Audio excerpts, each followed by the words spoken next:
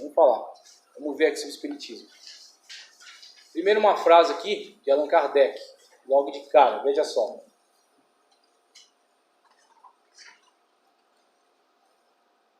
O objetivo do Espiritismo é fazer melhores aqueles que o compreendem. Tratemos de dar o bom exemplo e de mostrar que para nós a doutrina não é letra morta.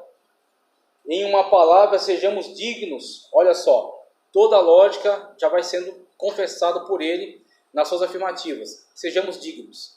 Sejamos dignos. Salvação pelas obras, né? Autotransformação, autoaperfeiçoamento. Então é sempre essas ideias que estão... A questão da justificação pela fé sempre foi um problema. A primeira vez que Paulo pregou justificação pela fé aos romanos, ele arrumou muito problema. Inclusive ele mesmo reclama na carta que muitas pessoas zombavam dele, né? E que diziam, pequemos mais para que mais graça nos advenha. Aí ele rebate, ele refuta. Se você comete pecado, você é escravo do pecado. E aquele que é escravo do pecado é escravo para a morte. Se você é escravo de Cristo, você é escravo para a vida. Ou você se torna escravo da morte, do pecado para a morte, ou escravo de Cristo para a vida. Então aquele que é salvo apresenta seu corpo a Cristo para servi-lo como escravo. E não apresenta seus membros ao pecado, à concupiscência. Então Paulo já refutava isso na época dele. E sempre foi uma polêmica, a salvação pela graça. Porque veja, você é um terrível pecador, você cometeu vários crimes. Daqui a pouco você abre o coração para a mensagem do Evangelho, você não resiste à voz do Espírito, o Espírito Santo entra em você, convence você do pecado, da justiça e do juízo, você cai de joelhos diante de Cristo, aceitando Ele como único e suficiente Salvador, e ali sumariamente as obras de Cristo são imputadas a você, o sangue de Cristo te purifica de todo pecado, e você é apresentado diante de Deus salvo, e seu nome está escrito no livro da vida. E isso acontece em 1/1000 de segundo. Tá certo? Porque no ato em que você aceitou Jesus como Salvador, se acontecer um arrebatamento logo em seguida, você já adentra nas mansões celestiais. Assim como foi com o ladrão converso, o ladrão arrependido da cruz, que a tradição chama de Dimas, né? Então ele não teve tempo de realizar nenhuma obra, mas ele aceitou a Cristo por fé, reconheceu que Cristo era justo e pediu para que se lembrasse dele quando entrasse no reino. E aí Cristo diz, hoje mesmo. Ou seja, não deu tempo de realizar nenhum tipo de obra, a não ser a única obra de aceitar a Cristo como seu Salvador. Então a salvação é graça para que ninguém se glorie diante de Deus, para que ninguém se arrogue diante de Deus. Só que isso sempre causou escândalo. Então você vê Adventismo lutando contra isso, Testemunho de Jeová lutando contra isso, Espiritismo também. Salvação pelas obras, aperfeiçoamento, autoaperfeiçoamento. Tá certo? Veja só. Em uma palavra, sejamos dignos dos dons dos bons espíritos. Olha, sejamos dignos dos bons espíritos, né? Vocês são uma casa para morar um monte de espíritos aí, ó. Se queremos que os bons espíritos nos assistam, ajudem. Quem quiser a ajuda de um monte de espírito, é aqui, ó. Olha só. O bem é uma couraça contra o qual virão sempre se quebrar as armas da malevolência. Muito bem, esse aí é Allan Kardec, tá certo? Tríplice aspecto da doutrina espírita, inclui espiritismo e ciência, espiritismo e filosofia, espiritismo e religião. Eles têm essa pegada de entender que eles constroem a sua doutrina a partir de pesquisas científicas, porque foi isso que afirmou o Hipólite, né, que é o Allan Kardec, que ele fez pesquisas. Ele desenvolveu filosofia, pensamento, raciocínio sobre essas questões. E quando construiu essa estrutura, tornou-se então uma religião, uma manifestação maior, né, de pensamento humano. Então você tem essa pegada do espiritismo. Ainda na página 66, sobre a origem, olha como é que começou o movimento espírita sistematizado. Sempre houveram movimentos místicos ao longo da história. Agora, o espiritismo sistematizado, o começo é esse. Ó. Em Hydesville, no Maine, Estados Unidos, Catherine e Margaret Fox, de origem metodista, olha de onde vieram, vieram de um lugar bom, mas, felizmente, tentaram estabelecer contato com supostos espíritos. Agora, diga para mim, não tem pastores malucos hoje fazendo algo semelhante? Quando há uma manifestação demoníaca, o cara pega o microfone lá, põe na boca do demônio, né? E pergunta, de onde você está vindo? Eu estou vindo lá do Valdomiro. Onde que você opera suas coisas terríveis? Ah, lá no Valdomiro eu faço o que eu quiser. Não, mas aqui eu não consigo, porque não sei o quê. Aí ele olha para a igreja e fala assim, tá vendo, povo de Deus? Aí dá glória a Deus. O pessoal está dando glória a Deus pela afirmação do demônio. O demônio está pregando. Então, olha só que loucura que se tornou isso. Exatamente, sendo que o cara só fala mentira. Jesus Cristo disse, sempre falou mentira. E o cara está deixando o demônio pregar na igreja dele. E pregando contra a outra igreja ainda. O demônio está do lado dele. Aí uns têm os seus demônios, outros têm os demônios deles. E um guerreia contra o outro. Então é guerra que envolve até os demônios também. Então veja. Quem vocês são? Legião. Pronto. Então tem muitos aí. Vai todo mundo embora. Ia todo mundo para o Tártaro. Ia todo mundo para o abismo. Aí eles, naquela agonia, não permite que a gente vá para os porcos, né? Aí, cuidado para não você comer carne de porco, né? Bem assada. Porque talvez um capiroto aí escondido, né? Escondido aí dentro da casa. O fogo vai queimar o capiroto? Talvez, né? Pelo menos, né? Tacar fogo. Tentar estabelecer contato, é o erro, né? Tentar estabelecer contato com supostos espíritos que, segundo elas, efetuavam batida nas paredes e giravam móveis da casa. Não é para estabelecer contato, é para expulsar em nome de Jesus. Aí começou a tentar dialogar, e o diabo é sujo, é enganador e astuto. Ele enganou Eva no jardim, por que ele não vai enganar as meninas lá na casa dela? Trazer a voz do avô. Exatamente, não, é o teu avô, é o teu tio, é o teu... O diabo é o seguinte, ele não é onipresente, mas ele é tipo um KGB, ele é tipo uma CIA, ele tem muitas informações, então ele tem agentes em todo lugar. Os demônios estão ali, os demônios estão ao derredor, rugindo como um leão, buscando quem possa tragar. Então ele está olhando tudo que você faz. Ele começa a ver suas tendências, né? Quais são os pecados latentes, aquilo que você mais cede. Ele começa a colocar no seu caminho, sempre aquilo ali, aquelas oportunidades ali. Então ele não pode pegar você e empurrar o pecado, mas ele coloca o pecado na sua frente. E sempre vai permitindo que você seja instigado por ele. E numa situação dessa, vai manifestar lá o médico, vai baixar. Eles fazem lá um contato, deve ter um tipo de comunicação entre eles, no WhatsApp, né? Quem é que conhece a história aqui desse aqui? Ah, o capiroto lá, não sei não. Ah, então vem aqui, baixa aqui. Aí ele vai lá e fala, não, porque o seu avô, eu deixei um negócio escrito numa gaveta lá, num armário escondido no porão da casa tal. A pessoa vai lá e tá o papel lá. Fala, meu Deus, aí, ó, tá vendo que é verdade? É claro, o capiroto viu, e ele foi lá e, pelo médium lá, ele comunicou, o endemoniado, ele foi lá e comunicou. É que nem a feiticeira de Endor. Saul viu Samuel, viu nada, Samuel é um tribuloso, Saul estava desviado, ele viu o que queria ver. E aí simplesmente a mulher manifestou, falou algumas coisas que entendeu que foi Samuel, profetizou um monte de coisas que não aconteceu do jeito que ele profetizou, e ele achou que foi Samuel. Agora o que acontece? O cronista, ele vai passar a descrição do momento. Saul estava acreditando que estava falando com Samuel. Ele estava falando com um capiroto que estava endemoniando ali, estava empossado naquele médium. Era uma sessão espírita antes do espiritismo de Allan Kardec. Já tinha lá algumas sessões espíritas acontecendo. A jovem, exatamente.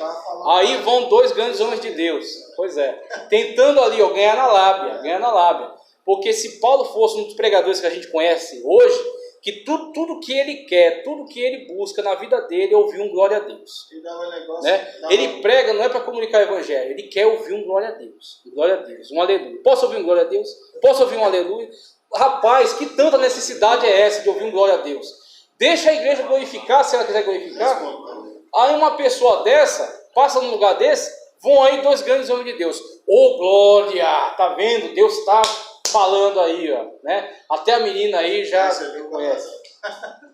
Numa dessa aí, ia deixar de expulsar aquele demônio. Quando Paulo ouviu, Paulo não deu nem ligança. Falou, que negócio é isso aí? Que coisa é essa? Paulo tinha discernimento do Espírito.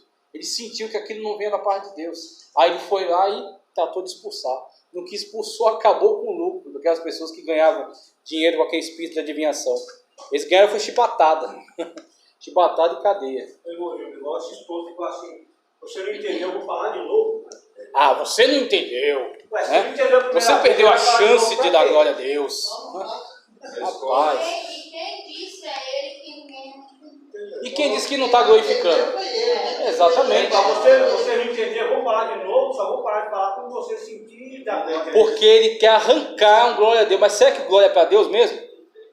Acho que glória é para ele mesmo. É para ele mesmo. Entrando naquilo que você falou Sim. sobre espiritismo, Sim. certa feita, eu falava trabalho, mas eu frequentava um centro, o qual eu dava lugar no diabo. Sim. Aí certa vez eu estava lá no trabalho espírita, Olha só aqui o testemunho. meu trabalho espírita, estava sentado, acho que tinha encostado lá, o demônio lá, era um preto velho. É encosto mesmo, hein? Estava encostado em mim. Estava lá, aí chegou um homem.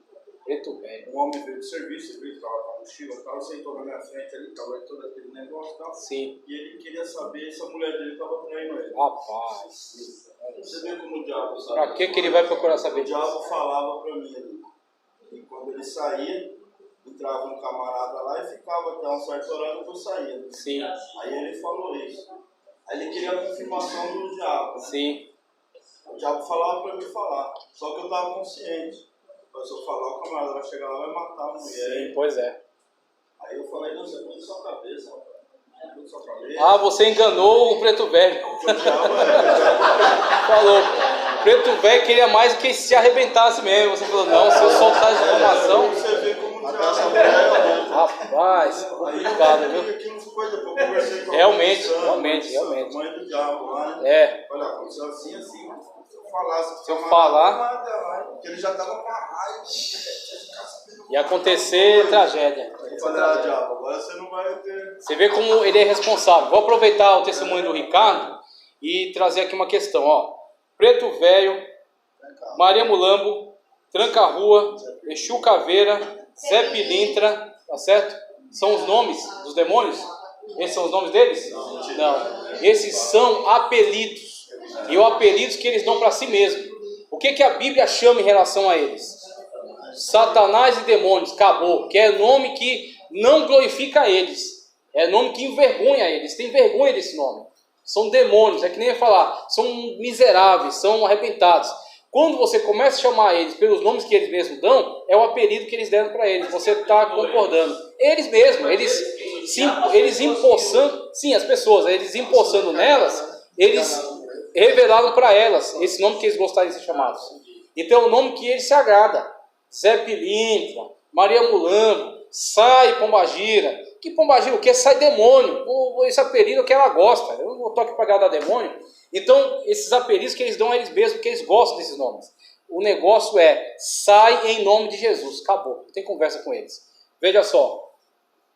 Continuando aqui, ó. Efetuavam batidas nas paredes, giravam móveis da casa. Depois que notícias de eventos semelhantes se multiplicaram, olha aí quem é. O senhor Leon Hipólito Denizade Rivail, que vai adotar o nome de Allan Kardec por se considerar a reencarnação do mesmo.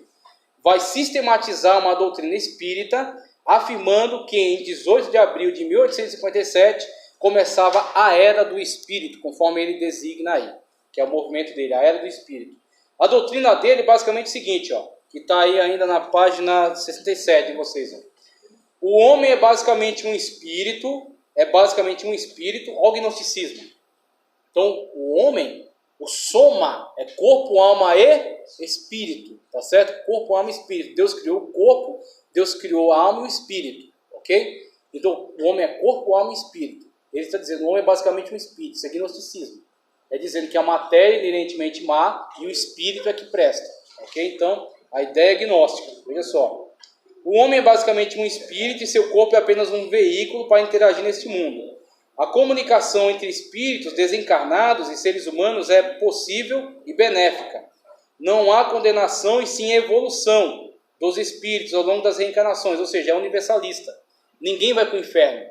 As pessoas ou vão ser, se viver de uma forma errada, elas vão evoluir, vão reencarnar numa pessoa que vai sofrer bastante. Virar até uma barata. Exato. Então, aí é hinduísmo. Conforme o Zé Newton mesmo disse, o espiritismo não acredita que reencarne em outros seres. É em seres humanos, só que numa pessoa bem ferrada.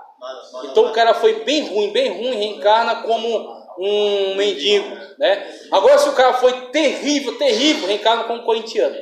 Aí, misericórdia, isso aí é Isso aí não, perdão. Isso aí foi excesso meu, veja só. Misericórdia. Ó, o homem se autossalva, interferindo em seu processo evolutivo por meio de boas ações praticadas nessa vida ou involuindo em função das más ações. Isso aí é hinduísmo. É nirvana, é samsara, tá certo? É karma. Karma bom ou karma negativo, que ele pode evoluir ou involuir.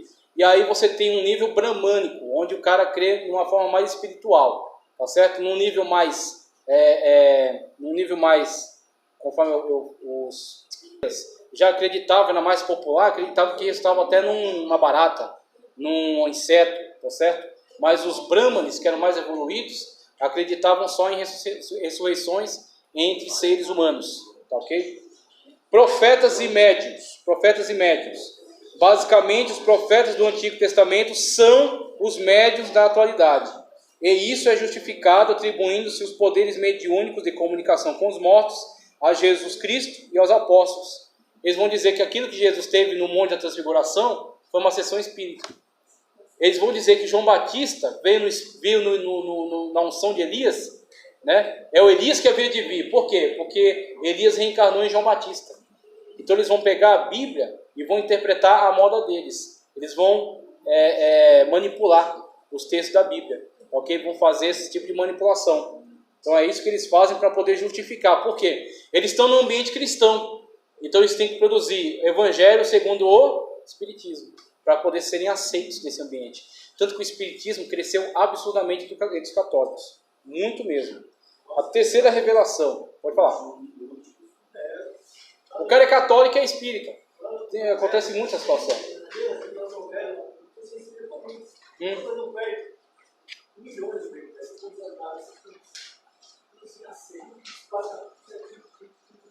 Se o cara for católico fervoroso, ele não adere, porque a igreja não concorda. A igreja oficialmente, a igreja católica apostólica romana, não concorda com isso. Só que às vezes o cara é não praticante e ele é fisgado nessa aí. Facilmente fisgado. Agora, como a igreja protestante, mesmo a mais básica, já fala que é coisa do demônio mesmo, então o cara que é crente já não adere a essas coisas. A terceira revelação. Os textos espíritas psicografados, ou seja, o espírito incorpora no cara, ele perde a consciência dele, é muito diferente de uma pessoa usada pelo Espírito Santo, que continua na sua consciência. O Espírito Santo, ele não se apossa das consciências da pessoa, ele usa a pessoa na sua consciência. E a pessoa ouve a voz de Deus e comunica, tá ok? Então, na psicografia, o espírito se apodera da consciência da pessoa. A pessoa põe a mão no rosto aqui e vai escrevendo. Ou a pessoa incorpora o Dr. Fritz e faz uma operação lá, sangue frio, né? Vai, catuca a pessoa lá, faz até uma ferida e tal, e faz uma operação, tá certo? E a pessoa está fora da sua consciência. Até daqui a pouco ela acorda e ela não sabe nem o que ela fez, né? Então, ó, são considerados como escrituras sagradas inspiradas e são uma terceira revelação ante a representação da primeira pelo Antigo e da segunda pelo Novo. Então, os escritos espíritas são a terceira revelação. A reencarnação. Essa doutrina é compartilhada principalmente pelos espíritas franceses, a reencarnação, os espíritas franceses, de onde veio Kardec, e os brasileiros, mas em geral é rejeitada pelos anglo-saxões, mas tornam-se a cada dia mais generalizadas. Então, geralmente quem crê na reencarnação são os franceses e os brasileiros. Os anglo-saxões, que são os alemães e ingleses, não acreditam muito. Ok? Então, basicamente, isso é o espiritismo. Sobre os mormons, doutrina mormon, que está aí, ó, página 68, tem esse texto aqui e tem o resumo que eu fiz atrás. Veja. É a segunda visão de Joseph Smith, conforme em tela ali, ó. Segundo o relato do próprio Smith, apareceu-lhe um anjo, Moroni, em 21 de setembro de 1823, que, segundo fez crer, havia vivido naquela mesma região há uns 1.400 anos. Uns 1.400 anos o anjo Moroni estava ali, ó, aguardando o Joseph Smith. Tá? Ainda conforme o relato de Smith, Mormon, o pai de Moroni, um profeta, havia gravado a história de seu povo num livro, da onde vem o mormonismo, né? Num livro escrito sobre placas de ouro, informando também sobre a plenitude do Evangelho Eterno. Moroni teria enterrado essas placas ao pé de um monte chamado Cumora, próximo ao local de onde hoje é Palmira. Então veja aí as placas de ouro onde estava o livro de Mórmon, escrito em hieróglifos egípcios.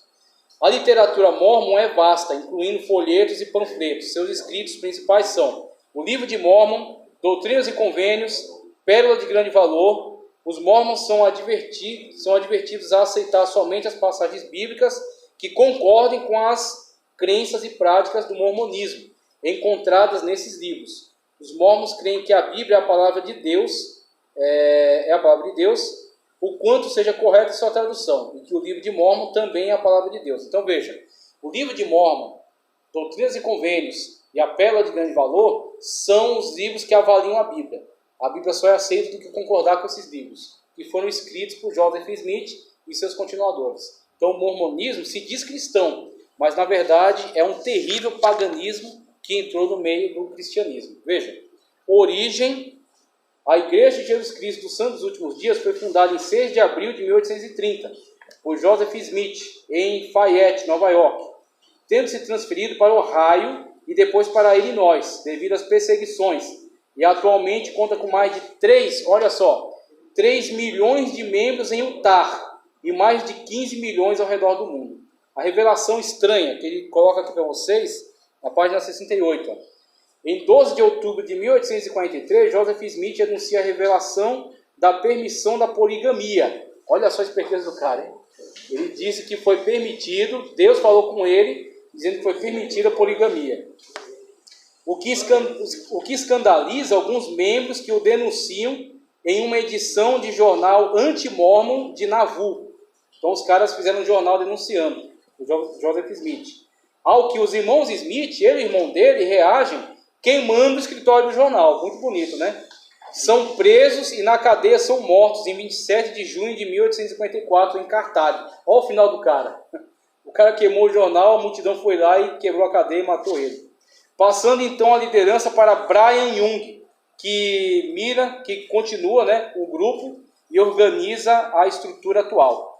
Uma pequena dissidência fica com a esposa legítima e os filhos de Smith, que fundam a igreja reorganizada. Então a esposa do cara e os filhos dele acabaram ficando com um pequeno movimento, que é a igreja reorganizada. E a grande igreja foi com Brian Young.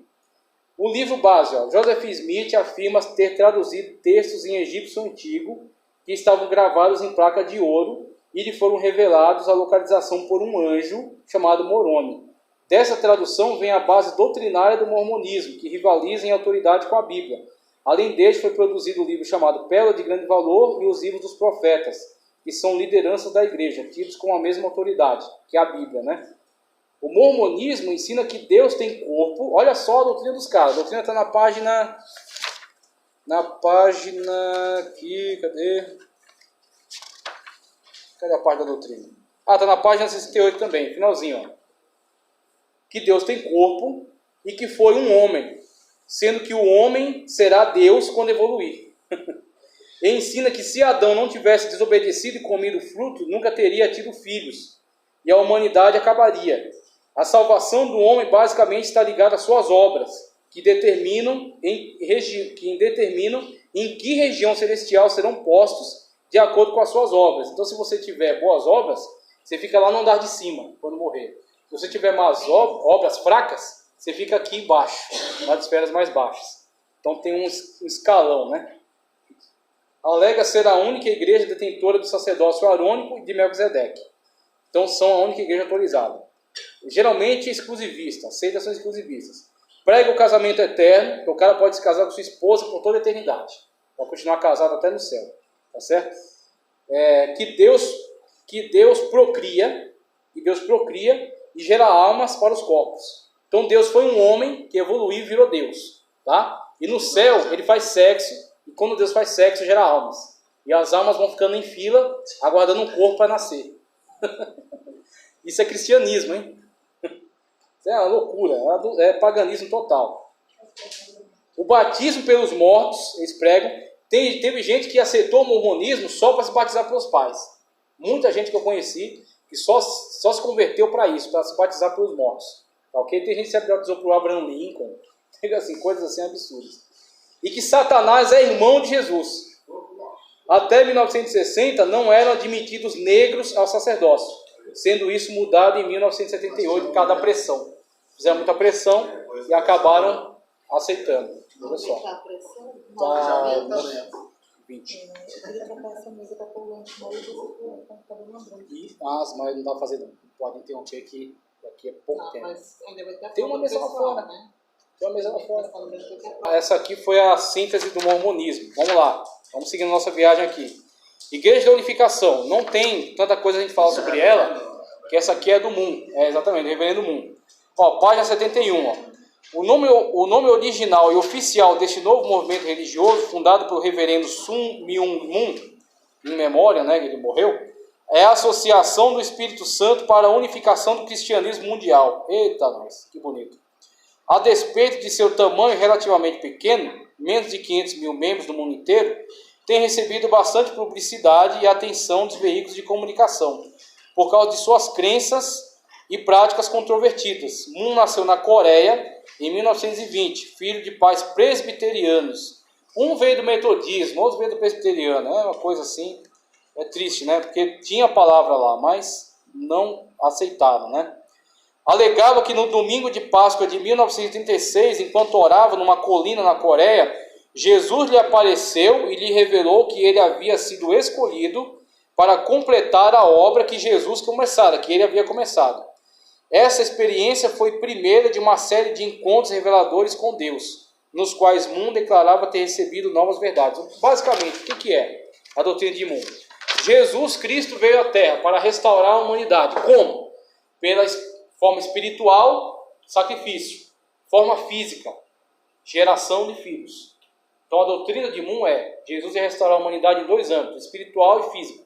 Espiritual por meio de sacrifício, físico por meio da geração de filhos. Jesus falhou nessa. Jesus só restaurou espiritualmente, mas ele não deixou nenhum filho.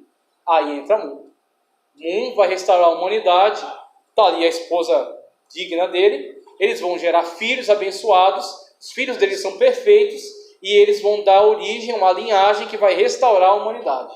Então, todo mundo que se tornar parente de Moon vai se tornar parente de Deus. E vai ser restaurado, então, a humanidade por esse meio. Em tela ali, ó, as heresias sobre a salvação. Moon defende que pela crucificação, Deus e Jesus perderam tudo. A crucificação para Moon foi uma derrota. Tá? Na cruz não houve redenção nem salvação. As heresias sobre a criação e a queda do homem. Segundo Moon, Adão fracassou porque teve relações sexuais com Eva fora do mandamento de Deus. O plano era gerar filhos sem pecados. Jesus deveria substituir Adão, ter se casado e dado origem à nova humanidade, sem pecado, constituindo uma família com filhos perfeitos, mas também fracassou. Agora veio o terceiro Adão. Então tem o primeiro Adão, falhou. O segundo Adão, Jesus, também falhou para Moon. Um é o terceiro Adão. Com um dá tudo certo. Adão, terceiro Adão, como solução para a humanidade, uma nova geração através do papai e mamãe Moon. E está ali a senhora rezando, né, para a imagem de Moon. Bom, um morreu. Deu certo também. Ele morreu e a humanidade continua. Esses caras bebiam muito saquê e acabaram tendo visões, né, absurdas. Então, a coisa ali era outra. Pessoal, agora essa próxima parte, chamada seitas sincretistas, que aqui é o final, aqui é a nossa finalização. Então, seitas sincretistas, a gente vai abordar maçonaria e nova era, tá? Então, vamos abordar aqui porque eu quero deixar bom tempo para a prova. Vamos lá. Olha, maçonaria. Primeiro em tela ali, ó. O termo maçonaria é de origem francesa e significa construção. O termo maçom, portanto, é a versão em português do francês e significa pedreiro.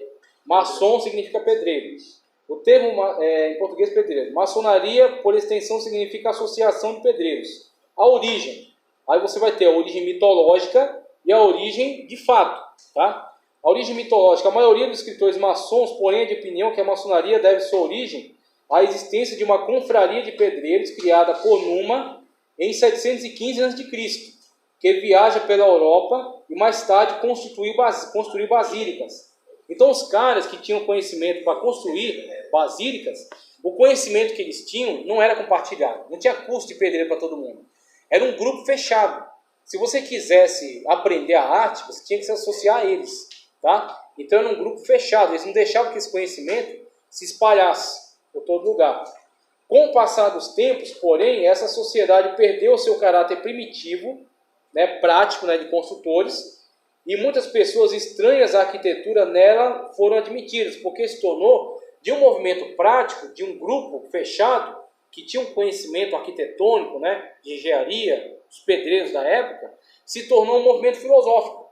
E pegou aquelas ferramentas e transformou em símbolos. Eles agora não são construtores de catedrais, eles são construtores do mundo, da sociedade, da política, da religião, da espiritualidade. Eles trabalham nesse âmbito. Tanto que o Deus deles é simbolizado pelo G, o compasso, o esquadro e o G centralizado, que é o geômatra, a geometria do universo. Tá, ok? Então, essa é a concepção filosófica da maçonaria. Como a conhecemos, foi fundada, a maçonaria como a conhecemos, foi fundada em 24 de junho de 1717, em Londres, na Inglaterra, por dois pastores, James Anderson e John Desaguilar. A sua existência, contudo, é anterior a essa época, né? Aquilo que eu falei para vocês aqui, ó, Numa, 715 a.C. Veja, hoje ela tem grande influência no Brasil e no mundo. 6 milhões de maçons em mais de 164 países. No Brasil são 154 mil. Eles são tão fortes, tão organizados, que eu já ouvi falar numa dessas palestras sobre maçonaria, que eles têm uma simbologia de comunicação entre eles. São toques, tá certo? Então, dependendo da forma de comprimento, você sabe em que grau da maçonaria aquela pessoa está. Dependendo das falas dele, por exemplo, Nicodemos, falando sobre maçonaria, ele disse que ele conversou com uma pessoa que não sabia que ele não era, pensou que ele era. E aí a pessoa falou assim para ele, tu sois. E aí quando ele fala essa forma de dirigir a ele, essa forma de abordá-lo, ele disse que era uma deixa, dependendo da forma como ele respondesse, ele confirmava que ele é maçom, tá certo? E aí ele percebeu, né, que foi uma tentativa de perceber se ele era maçom, e ele acabou por ali mesmo, né? Então a pessoa percebeu que ele não era, ficou meio aborrecida, tá certo? Mas, por exemplo, uma outra coisa que eu ouvi, se um maçom chega num determinado lugar e ele tem um problema, se ele der uma certa batida de palma, quem for maçom e estiver ali sabe que ele está precisando de ajuda. Então os caras, assim, eles têm uma sistematização, um grupo de autoajuda que é muito forte, tá certo? Então eles entram assim, eles interagem com meios da sociedade tão altos que eles se tornam um grupo influente. Então o cara tem advogados maçons, juízes maçons, políticos maçons, líderes religiosos maçons. A igreja presbiteriana rachou por causa da maçonaria. Você vê, 2 presbiterianos criaram isso. E durante muito tempo a igreja presbiteriana conviveu com isso. Até que chegou um momento que os caras viram que era irreconciliável o evangelho com a maçonaria. E aí começaram a surgir os debates e nisso a igreja presbiteriana rachou. Ela se dividiu, tá certo? Um grupo ficou contra a presença da maçonaria e outro grupo permaneceu na maçonaria. E hoje a igreja presbiteriana se fortaleceu muito no grupo que saiu da maçonaria, mas ainda existem grupos associados a ela, tá? É marcada por rituais secretos, enfatiza atividades de bem-estar social e se declara fundamentada em princípios de todas as religiões. Ela considera a Bíblia a grande luz da maçonaria, mas não adota como regra de fé e prática. A Bíblia, o Alcorão, o livro dos Espíritos de Allan Kardec, o Avesta do Zoroastrismo, não interessa o livro, porque o Deus da maçonaria é um Deus sincretista. Então a pessoa entra na sua fé nos primeiros graus. Conforme ela vai subindo, ela vai colocando a sua deidade de uma forma secundária, e ela vai adotando uma deidade que está presente nos altos níveis da maçonaria, conhecida como Jabulon. Tá, ok? Então esse Deus que está presente está principalmente sendo estudado, sendo cultuado nos níveis mais altos, nos níveis mais elevados. Nos níveis mais básicos, você entra com a religião que você quiser. Conforme você vai subindo, você vai tendo encontro com esse Deus da maçonaria. Tá? Além disso, nas leituras litúrgicas, os maçons costumam retirar o nome Jesus. Então, eles não incentivam, né, a fé cristã. Símbolos da maçonaria, ó. A acácia, a alma alma, a imortalidade. A caça é um símbolo da alma da imortalidade. Também a caça é um símbolo do mestrado. A alavanca é a força de caráter. O avental, trabalho. Quem já viu o avental maçom? Com aquele aventalzinho na frente, né? Com aqueles símbolos, né? Cinzel, a razão e inteligência. Cinzel e o maço, sabedoria. A coluna, as colunas que estão ali, ó. Coluna coríntia, beleza. E a segunda, a vigilância. Coluna dórica, força, tá certo? Aliás, a beleza, segundo vigilante. A força, primeiro vigilante, são cargos da maçonaria.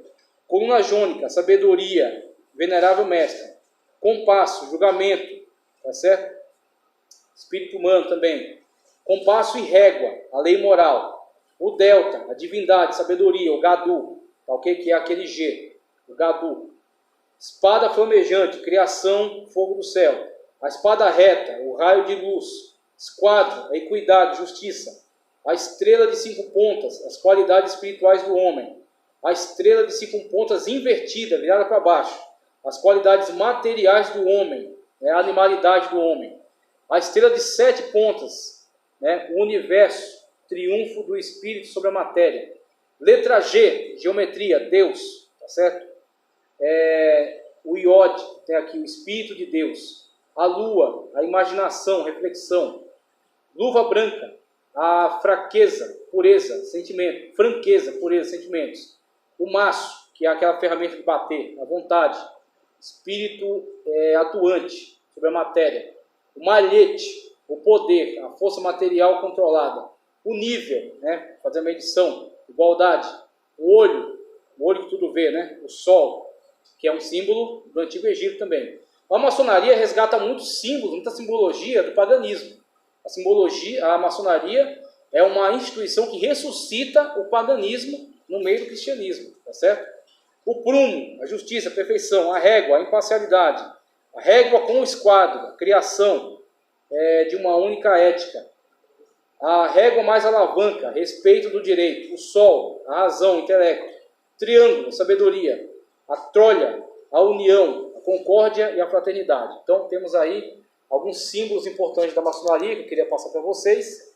E aí a gente vê aqui, ó, a influência da maçonaria no mundo através desses números. Olha a quantidade de lojas maçônicas nos Estados Unidos. Os Estados Unidos é uma nação que começou protestante, mas os Estados Unidos hoje não é uma nação protestante. A maçonaria já tomou a frente do país faz muito tempo. Se a maçonaria não tivesse tomado a frente do país, você não veria símbolos maçons na nota de dólar. O dinheiro é uma simbologia importantíssima do Estado. Você tem símbolos maçons no Capitólio. Você tem símbolos maçons em toda Washington. Você tem toda uma simbologia maçom na construção da cidade. Você tem imagens, vou mostrar aqui, imagens de figuras importantes dos Estados Unidos, da fundação, com um avental maçom. A maçonaria tomou a frente dos Estados Unidos faz muito tempo. Não é uma nação protestante mais. As pessoas são protestantes, muitas delas são, mas a direção do país é maçônica.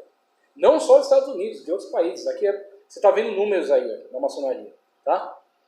A maçonaria e a influência dela na religião, que é onde a maçonaria, através do lema liberdade, igualdade e fraternidade, você ouviu falar disso da Revolução Francesa, né? Foi promovida pela maçonaria.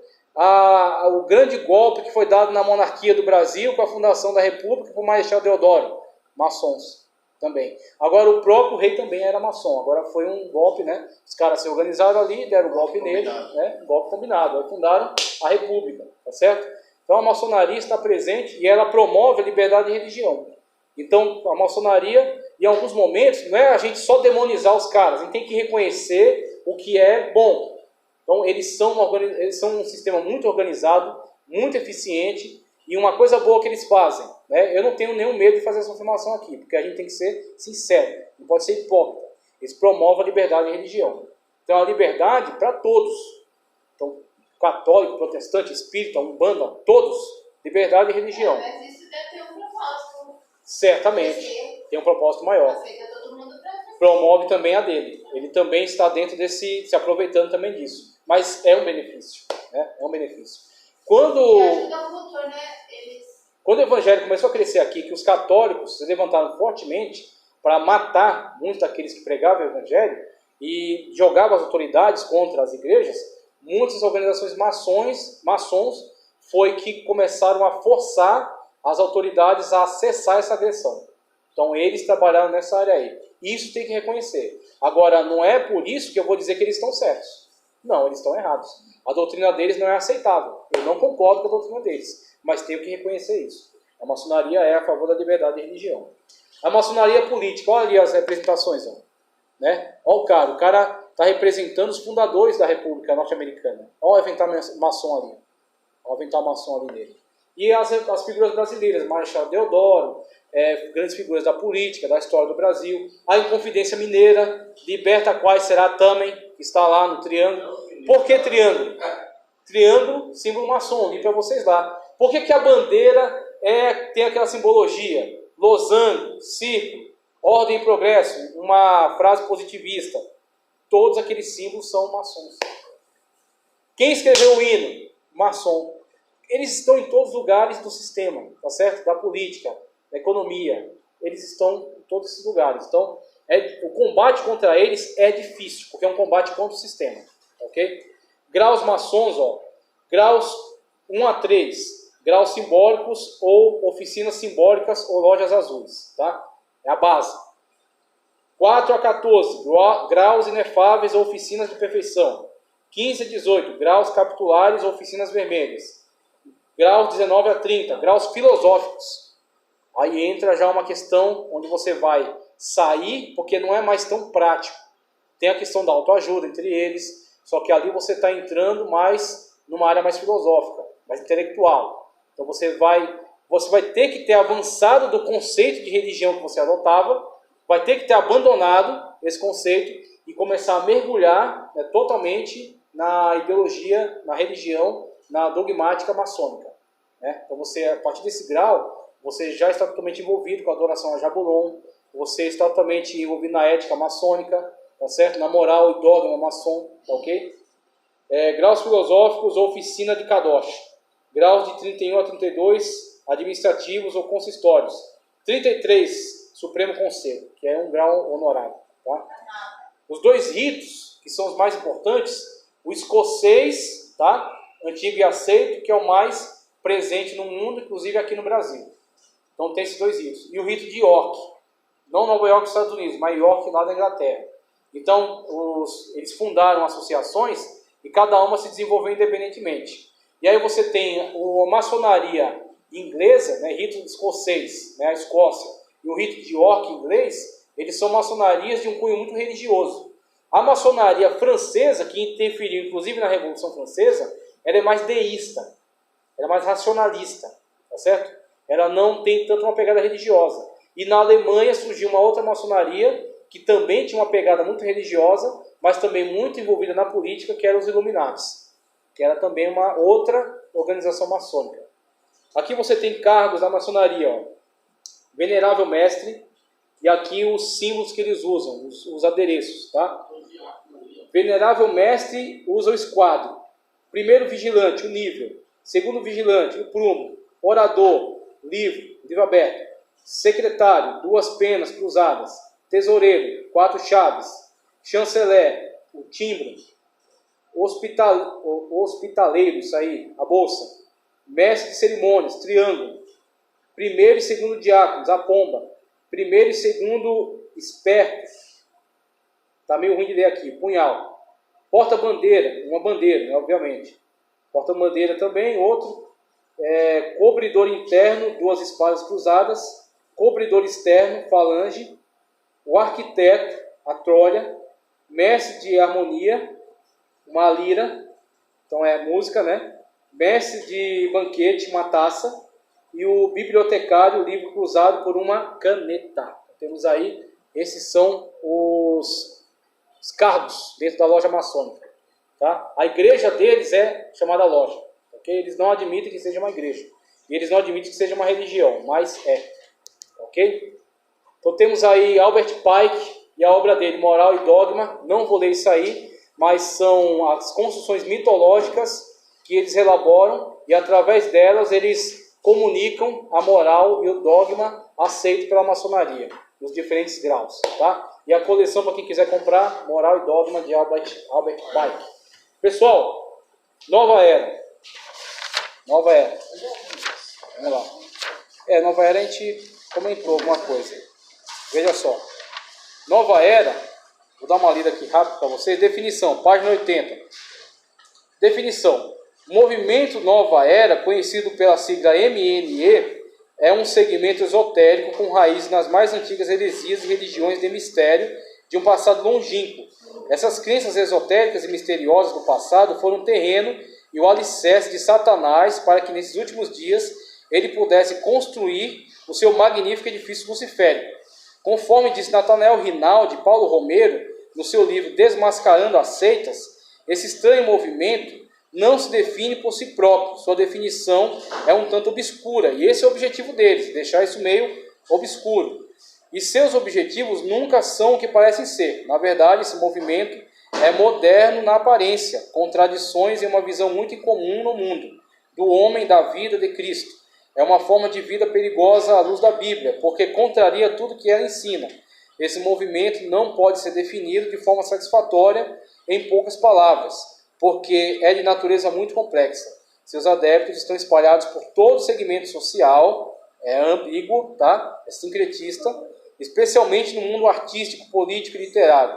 A semente maligna desse movimento foi plantada há muitos anos, e são elas, olha só, aquilo que eu já falei para vocês largamente, ó. Animismo, o que é? Todas as coisas têm alma, têm vida, tá certo? Totemismo, uma relação de ligação, de origem entre o homem e certos seres, animais, por exemplo, tá certo? Zoroastrismo, que a gente viu, doutrinas da Pérsia. Gnosticismo, tá certo? Seitas da antiguidade. Astrologia, docetismo, religiões de mistérios do antigo mundo grego e egípcio, e até a heresia judaica, o cabalismo esotérico. Encontramos a sua semente. Então, basicamente, temos aí o movimento Nova Era que reúne todos esses movimentos, né? Todas essas manifestações. Agora, ó, rapidamente, títulos. Então, temos aqui, ó, movimento Nova Era, costumeiramente se revela com os seguintes títulos: Era Aquariana, New Age em inglês ou Nova Era. No seu livro Aquários, a Nova Era chegou, o padre Laudo Trevisan explica a origem do título Era Aquariana, afirmando que a humanidade passou pelas seguintes eras: fase infantil, quando o homem estava inteiramente voltado ao seu mundo exterior; fase da adolescência, quando surgiram os grandes sonhos e aspirações; fase da mocidade, quando o mundo atingiu a evolução incrível, as invenções, né? E a fase da maturidade, que é a atual, que estamos na era de Aquário. A duração das eras que ele coloca aqui, ó, 4.304 até 2154, a era de Touro. 2154 até 4 a.C., Carneiro. 4 a.C. a 2146, a era de Peixes, estamos nela ainda. 2146 a 4296, era de Aquário. Isso aqui eu mostrei para vocês quando eu vi algumas definições do budismo que trata do Messias, que é essas eras aqui. A origem e nascimento, tá ok? Não tem uma origem certa, porque ele é uma confluência de vários movimentos sincretistas e místicos, né, que vão agora se fortalecer e vão se expressar através, né, do surgimento daquilo que eles chamam a Era de Aquário. Sobre livro, ele fala da conspiração aquariana, de Marilyn Ferguson. Fala que esse livro sintetiza bastante as ideias de Nova Era. Ideias centrais: arte planetária, karma, reencarnação, canonização, comércios cósmicos, educação, medicina alternativa, florescimentos de comunidades independentes, viva a sociedade alternativa. Quem cantava isso? Raul Seixas, grande promotor da Nova Era. Quem era o mentor de Raul Seixas? Quem era o mentor? Paulo Coelho, né? Paul Ebbett. Tá? E hoje aí saiu desse movimento tanto mais aberto, né, de Raul Seixas e tal, ritualizado, tá ok? Mas continua nessa pegada aí. Conceito de Deus, então não existe um Deus pessoal, é um Deus panteísta, tá? Eles resgatam aí essa tradição panteísta do hinduísmo. Agora alguns personagens da Nova Era. 83, protagonistas: Helena Petrovna Blavatsky, lá na ponta, ó, lá em cima, tá? Fundadora da teosofia. Ela sistematiza doutrinariamente, tá certo? O que se concebe por Nova Era. Alice Bailey também contribuiu, bebendo, né, de Petrovna Blavatsky, Marilyn Ferguson, né, acerca da conspiração aquariana, o Fritjof Capra, Benjamin Creme, também grande representante, inclusive muito influente na ONU, Benjamin Creme, David Spengler, Shirley MacLaine, tá ok? Protagonistas brasileiros, temos Carmen Lúcia Ballesteros, Mirna Grisic, Luiz Antônio Gasparetto, quem já ouviu falar dos livros dele, e Paulo Coelho. Lauro Trevisan, padre católico, também é um promotor. Fala um pouco da hierarquia. Isso aqui é tranquilo, não tem uma sistematização hierarquizada, tá? É livre. Então, diversas manifestações livres e secretistas. Técnica para adquirir saúde holística é interesse deles, tá? Técnica para entrar em estado alfa, que é um estado meditativo. O que ele explica aqui dessa questão de estado alfa? Que inclusive é colocado até em algumas escolas. Esta questão você diminui a sua atividade cerebral, né? Fazendo com que seus pensamentos não sejam tão ágeis. Você tranquiliza sua mente. Só que quando você, por meditação, tá? Por exemplo, aquele mantra Om, que o hinduísmo ensina, aquilo promove um estado alfa. Você entra no estado alfa, você tem, ao mesmo tempo que você tem uma tranquilização, você tem uma abertura para a aceitação de ideias sem questionamento. Porque você está quase entrando numa auto-hipnose. Quando você promove isso numa sala de aula, qual a sua intenção? Que os alunos não sejam críticos. E aí você promove que as pessoas, através dessa auto-hipnose, fiquem abertas. Aí a pessoa tem uma mente aberta. As pessoas que creem em Cristo, na palavra de Deus, e fazem apologética e defendem sua fé, elas têm uma mente fechada na concepção deles. Por quê? Você não permite que qualquer coisa entre na sua mente. Você defende suas ideias. Para eles, o útil é uma pessoa de mente aberta, que aceita tudo. Ali, ó. Opa! Então, o camarada da cabeça rapada ali, ó, cabeça lisa, é o Beatles, inclusive, beberam muito na fonte desse aí. Aquele ali é Paulo Freire embaixo dele. Em cima. Não, aquele é Paulo Coelho. Paulo Coelho embaixo, Paulo Coelho. Aquele eu não sei, acho que não é não. Eu não conheço o nome. Ali tem o Raul Seixas embaixo, ó. Certo? Vamos partir para essa aqui, ó. Porque, ó, você tem um dicionário dos termos técnicos, tá? Que você lê em casa aí, esse dicionário. Vamos só dar uma passadinha aqui, ó. Nessa simbologia, tá? Nessa simbologia, que é bem interessante. Olha só, o arco-íris. Multicoloração do arco-íris representa uma manifestação visível da energia cósmica. Simbologia do arco-íris para eles. Página 92. Borboleta. Simboliza o homem iniciando no ocultismo, aquele que sai das trevas do casulo, da era de peixes, para a dimensão celestial de aquário. Temos aí os símbolos da borboleta. Né? Quando você vê esse símbolo sendo usado, por que ele é usado? Né? Aí se você coloca uma camisa com essa simbologia, o que eu digo para você sobre isso? Tem pessoas que encaram isso de uma forma muito espiritualizada. Ah, porque algum poder vai se apoderar de você e tal. Eu não digo que seja necessariamente isso. Eu digo que você se torna um outdoor para essas ideias. Esse é o problema. Então você tem que tomar cuidado em relação àquilo que você está promovendo. Se você adota, se você permite que essas simbologias estejam em você, você está promovendo essas ideias. O Yin Yang, antigo símbolo oriental que representa a bipolaridade da energia cósmica, positivo e negativo, o equilíbrio, né? Bem e mal.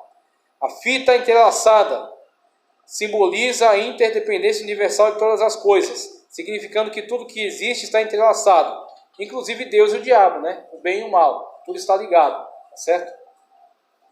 Urano, certo?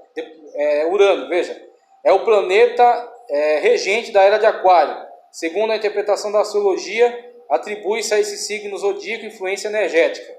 Pessoas adotam esse símbolo, né, com essa intenção.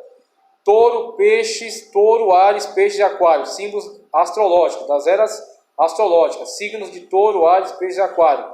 Representam respectivamente cada uma das supostas eras. Ok? Então, um ressurgimento aí dos signos, né? Ressurgimento da astrologia e da importância que dão aos signos. A pirâmide, devido ao prisma, de forma piramidal, a incidência direta da luminosidade sobre uma pirâmide de material transparente faz com que a luz depõe a cores, produzindo um feixe multicolorido, semelhante ao arco-íris. Por causa disso, os esotéricos imaginam que esse objeto seja um poderoso captor, distribuidor de energia cósmica. Aí o cara vai lá, compra a pirâmide de cristal e coloca na casa com essa intenção. Aí você vai lá, ingênuo, compra o mesmo e põe na tua casa. Você está fazendo propaganda para ele. Você está comunicando esse tipo de ideia. Tá ok? A pomba com um ramo na boca. Olha só que coisa sutil. A pomba com um ramo. Quando você vê a descrição no Evangelho, fala da pomba. Não fala do ramo. Quando você vê os quadros que vêm por aí, inclusive você vai lá e compra e põe na sua casa, a pomba tem um ramo na boca. Por quê? Qual a intenção? Faz alusão à pomba que Noé soltou depois do dilúvio para verificar se já havia terra seca. Os novaerinos utilizam esse símbolo para demonstrar a esperança de que as águas de peixe se sequem para que seja estabelecido um novo mundo. Você está dizendo que você concorda que passe a era e venha a era de Aquário, venha a entrada dessas ideias. A cruz de Nero, vulgarmente chamada de pé de galinha, cruz quebrada. Essa marca tem raiz na bruxaria europeia, que é ressuscitada pelo movimento Wicca, por exemplo, né? Europeia medieval, quando era conhecida como pé de bruxa, cruz de Nero, pé de duende. Nos anos 50, o filósofo inglês Bertrand Russell fez uso desse signo em suas manifestações pacifistas e desde então a cruz de Nero ganhou significado popular, símbolo da paz. Mas é um símbolo de bruxaria, tá ok? É um símbolo de zombaria ao cristianismo. A cruz está invertida e quebrada, tá? Cruz ansata, de origem egípcia, simboliza a energia da vida, a força vital, que capacita os seres para que vivam sua parte superior, circular, e significa o ciclo evolutivo da vida, que rege tanto celestiais, representados pela linha vertical, quanto terrenos, representados pela linha horizontal. Então, representa esse tipo de circulação entre seres celestiais e terrestres, tá ok? O Om, né? Símbolo de representação gráfica do mantra Om, considerado uma das mais poderosas invocações místicas. Estrela de Davi. No esoterismo, esse símbolo tipifica os ciclos divinos de invocação e evolução. O triângulo que aponta para baixo demonstra a involução da energia divina, descendo às formas grotescas. E o que aponta para cima demonstra essas formas tomando o caminho evolutivo, que retornam ao estado de perfeição divina. Então, atribui-se a estrela a Davi. Agora, não temos em lugar nenhum da Bíblia qualquer afirmativa de que Davi tivesse uma estrela. Então, esse símbolo surgiu no sionismo. Na verdade, ele pode sim ter origens místicas, né, na cabala mística, e pode pessoas estarem adotando ele, na verdade, propagando essas ideias. A serpente Sansara, a serpente que morde a própria cauda. A imagem da serpente devorando sua própria cauda, simboliza a roda da existência. Sansara, né? Então já vimos isso no hinduísmo. Pentagrama representa o ser cósmico divino, absoluto. A sua completude, o corpo inserido na estrela, serve para identificar a sua forma como o todo divino, significando que tudo que existe no universo faz parte do mesmo corpo espiritual cósmico. Isso aqui é o símbolo do panteísmo. Deus é tudo, tudo é Deus. Pentagrama inverso é considerado no esoterismo um símbolo maligno e por essa razão raramente é usado, pois acredita-se que ele pode atrair maus fluidos. Sua utilização se dá quase que exclusivamente nos círculos que praticam a magia negra. E não é à toa que muitos movimentos comunistas trazem estrelas nas suas bandeiras, tá ok? Fechou nossa aula com isso aqui, ó. Maneiras de atuação das seitas, para ficar sintetizado. Pela adição de elementos estranhos à doutrina bíblica, pela subtração de algo da ortodoxia, tá? Adição, coisas estranhas à doutrina, subtração de algo da ortodoxia, pela quantificação, ou seja, a autossalvação, a pessoa se autossalva, né? Pela divisão, por meio da qual se insere entre o indivíduo e Deus, lhe usurpando a fé e a obediência, ou seja, Cristo é o único mediador entre Deus e os homens, mas essas seitas se colocam, na verdade, no lugar de Cristo e elas fazem a mediação. Pela negativa da ressurreição, da deidade e da suficiência de Cristo, como Salvador e Senhor, como a gente viu, né, naquelas seitas. Pessoal, prova. Prova. Prova aí. Chegamos.